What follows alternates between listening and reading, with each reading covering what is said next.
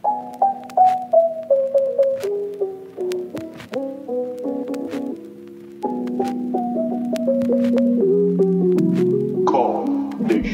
sa baba, patungo sa taas. Wala kaming pake sa mga di naniwala. Galing sa baba, patungo sa taas. Money making everyday as if wala nang bukas. Galing sa baba, patungo sa taas. Huwag kang matakot madapa hanggat wala ka na pala. Galing sa baba, patungo sa taas. Money making everyday as if wala nang bukas. Call Nation.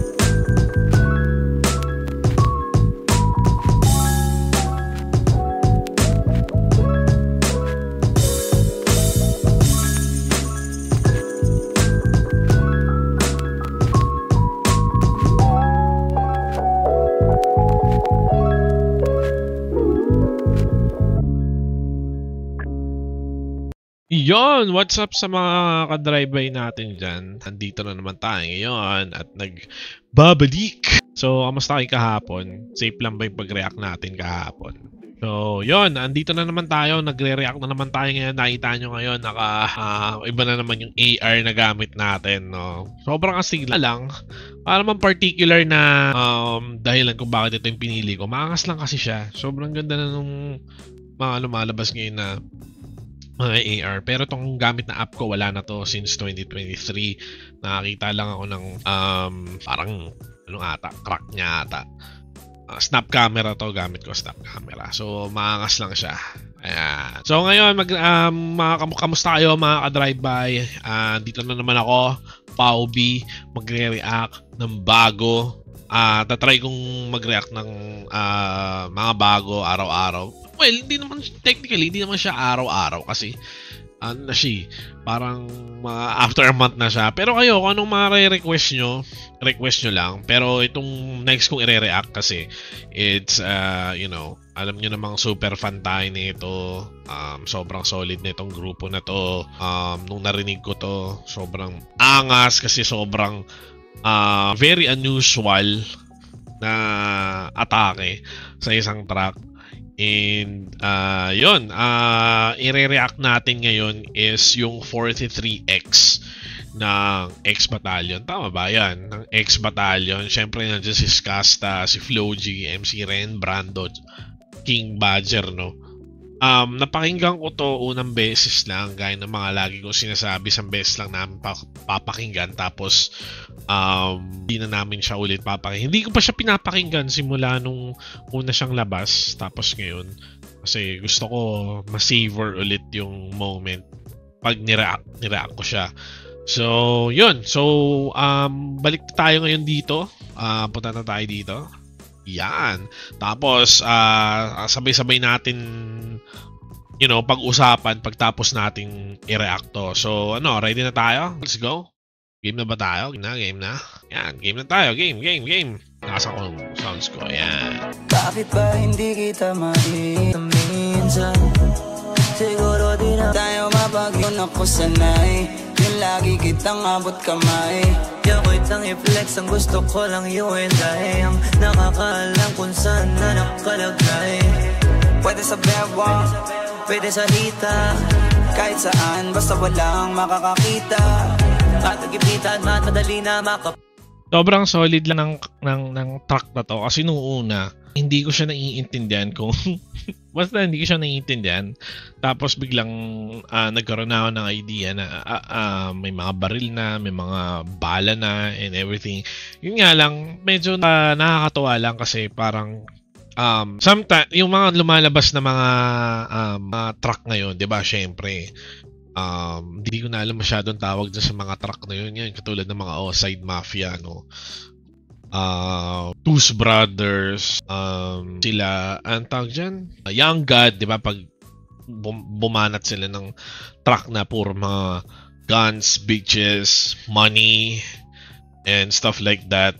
Parang medyo upbeat, tas parang mga criminal minds tawag sa mga beat. Tawag ko kasi sa mga beat na ganun, mga criminal minds no? Sorry. Hindi naman criminal na datingan. Pero syempre, yun yung mga beat na maririnig mo sa mga pwede nga siyang gawin siyang soundtrack sa mga criminal shit na Pero yun naman talaga yung purpose ng mga kanta na yun. So going back, so lumalayo na ako. Hindi siya typical na beat para sa mga ganitong type ng lyrics, ganitong approach nung kanta. So medyo nakakapanibago lang na yung mga ganitong medyo violente na approach is nilagay mo siya sa love song. So marami na ako sinasabi. Tuloy natin. Kahit saan, kahit na di pa alam kung para saan. Diba? Parang kumbaga they're just flexing na all of them na may bit sila. Tapos nilagay nila sa track na pang love songan. Hindi ko ma-explain pero parang merong ibig sabihin yun na kumbaga maangas kami pero nilagay namin sa love songan. Meron din silang ibang track nun na ang tawag siya, love songan din siya, tapos parang heartbroken song siya, tapos nilagay nila sa upbeat. Nakalimutan ko na kung anong kanta yun pero ni-react na namin ni Goody yun before. Medyo natuwa lang din kami kasi ang tawag dyan, heartbroken yung song tapos upbeat, nilagay sa upbeat. Pero ito, kabaliktaran, medyo, yun nga, may maangas yung track tapos nilagay sa love song. Sa tuloy natin. Pinagdadasal na lang na huwag lagi kong dala-dala kahit saan, kahit na di ba alam kung para saan. Lagi kong pinali na natin yung tipong di pwede nang maghiwalay. Kahit pagkain hanggang sa pagtulog na pili ka ng kasabay. Kung malayo di makalagay, di sa maabot ka na palagay. Kailangan ba lagi ka lamang malapit yung tipong handa sumabay. Ulit nga ako doon, Ton, mga tol. Wait lang Kahit pagkain hanggang sa pagtulog na pili ka ng kasabay. Kung malayo di mapalagay, di sa maabot ka na palagay. Kailangan ba lagi ka lamang malapit yung tipong handa sumabay. Ayaw ipandera kahit di illegal. Ko'y kalmado na ikaw ang naibigan. Kay matalik bukod pa sa kaibigan. Lisensyado hanggang sa papel na ikaw ang naibigan. Galing, diba? Galing ni MC Rendon, no? About sa baril, pero parang kumbaga ang tira niya dito sa verse niya is being responsible na gun owner, no? Kaya hindi niyo sila mapupulaan na kahit na sabihin nilang bit nila every time yun. Parang he's telling na kompleto, lisensyado, hindi illegal, may papel yung baril, may permit to carry, something like that. Pero ang ganda ng concept ng setup ng verse na. Tuloy natin. Kahit saan, kahit na di pa alam kung para saan, lagi lang nakahanda kung sakali. Pinagdadasal na lang sila lagi kong dala-dala. Putang inang angas. Kumbaga parang mixed ng parang pagiging malumanay, tas pero wag mo akong testingin. Alam mo yung gano'n, wag mo akong testingin. Tangina, parang ganyan. Pinagdadasal ko na hindi ko magamit, pero bit ko siya. So wag mo akong testingin. Na nakalapat siya sa parang mellow na track, love song na track. Pa, who the fuck? Diba? Parang, tangina, sino gagawa nun? Sila lang, diba? Yung ganong concept, no? Meron ba? Comment nyo below kung meron na nakaisip ng ganyang concept. Hindi naman sa baril pero magkaiba yung concept dun sa sa track, kasi most of the time lagi ang concept tsaka yung beat parang laging tugma yan pero tangin, ang galing lang talaga ng ng X-Battalion Kahit na di ba alam kung para saan, lagi kong pinakasama sakali, lalo pag bumababa sa mga kalye. Dapat palagi kitang kasama kahit na ano pa mang mangyari. Puto, inaangas, naglo-load ng baril, ay, ng bala, puta. Dapat palagi kitang kasama kahit na ano pa mang mangyari. Lalo pag nasa labas, di mo naman masasabi. Papalag kung papalag, paano kung alanganin? Ano pa kaya posibleng magawa kung may masamang hangarin? Kaya gusto ko palagi yung madali lang kita na maabot. Para kahit sa gabi mahimbing na tulog, hindi na ako takot. Kahit pa na umalis, kahit na mapalayo, pagka merong makulit na hindi ko na tripi ko tagasagot. Wow. Pero puta, ayos lang din. Ayos lang, ulit natin. Pero parang medyo hard yung kay Brando, no? Kahit na Bawi naman pala, no? Sana hindi niya daw niya magamit. Okay. Bang ina mo, dinilaan yung baril. Man, wag magalit, alam ko nang madami diyang ibang Okay. Badger, next. Angas mo kay Branto ha, maangas. Pag wala Ganun pa rin, parang ayaw gamitin pero syempre parang back off, parang ganun eh. ang nakatago, nakasabit. hinahanap pag wala sa'kin tabi. Oh, huh? Feeling ko pag nandiyan ka dun ako safe. Okay. Putos ko masusunod pero di siya slave. Pray na di magamit God's sake. Meron na tayong connection, maingay kapag tumalak. Ayoko na lang na i-mention, iba kapag sumagot. Bibigyan laging attention, sabi mo kaya sa bag nakalagay, lalo na pag kadala pag hindi pa palamang. Handa ka palaging ako'y saluhin, sa side ko kahit di na tanongin. Kaya pag pagkasama dalig Para ulit para. dala pag hindi pa palamang.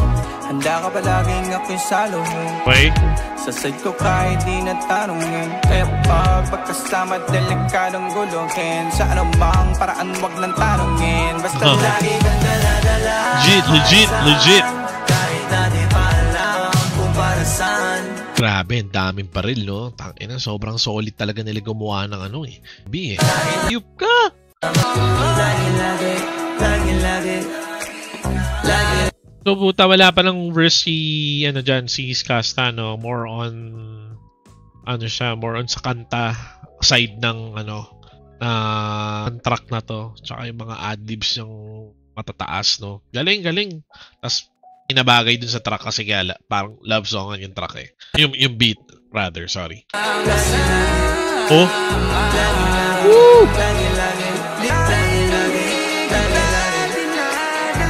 Woo! Oh. Okay. Yung sunod. Nice. Balik tayo dito, guys. Balik tayo. Yan! So, yun ang aking naging reaction sa track ng X Battalion, 43X. Sobrang solid na itong kanta na to. Ang ganda ng pagkakagawa. One of my favorite dun sa 5 na nirelease nila a month ago. Na isang araw lang daw nila ginawa. Isang araw siya ni-release, sunod-sunod, and not sure as well kung isang araw lang din shoot yun. Sabi nila, isang araw lang din nila shoot yun. And that is so crazy. Kasi sa isang track pa lang, if you're going to put so much effort in it, aabutin ng isang track ng isang araw just to shoot. However, if talagang isang araw lang siya sa 5 track yung MV na yon, that's crazy. Kasi you need to put a large amount of money just to do that. Kasi syempre money, you can like mapaikli yung oras ng pag-set up kung marami kang pera. It's like just construction, no? Kung gusto mo magpagawa ng bahay, gusto mo siya matapos ng 4 months, maglagay ka ng maraming pera, maglagay ka ng maraming magtatrabaho, kaya mong gawin yun. So, nothing's impossible naman na sa X Battalion din. They're earning a lot. Ang dami na nilang bands, no? Ang dami na nilang bands sa kanilang bulsa, sa kanilang, siguro mga naka-attach case pa, di ba? So, yan. Congratulations dito sa grupo na to. Ang tagal nilang di nakapaglabas ng kanta. Lagi kong chine-check yung channel nila. Ang pinakahuling nag-upload sa X Battalion is si King Badger. Not sure kung ano yun eh, song yun, pero I think that was last year or 2 years ago. And talagang hindi tayo binigo ng X Battalion kasi hindi sila naglabas ng just isa, ng 2, ng 3. Naglabas sila ng 5 ng sabay-sabay. And tune in kasi i-react ko pa yung 4 na i-release nila. And maraming salamat sa suporta. And ayun nga, congratulations sa akin at nakabalik na ako. Tatry kong mag-react sa inyo araw-araw. Usap tayo. Sige, kung anong gusto nyo pag-usapan. Kung ano. Basta, yun lang mga tol. And comment down below. Tapos kung gusto nyo mag-shoutout tayo dyan. Tapos, ano pa nga ba? Tapos pag-usapan natin kung ano yung mga gusto nyo bang i-react ko. Kasi ang tagal kong nawala. So ang tagal kong sigurong na-miss yung mga ibang kanta. Ilapag nyo lang dyan. Titignan ko. Ipipila natin yan. Yet again, maraming salamat sa suporta nyo. Papunta na tayo sa 16K subs. And yun. That's it for me. Ako nga pala si Pao B ng 1611 Drive-By. And kita-kita tayo ulit tomorrow para sa bagong reaction video. And yun lang. Peace mga tol.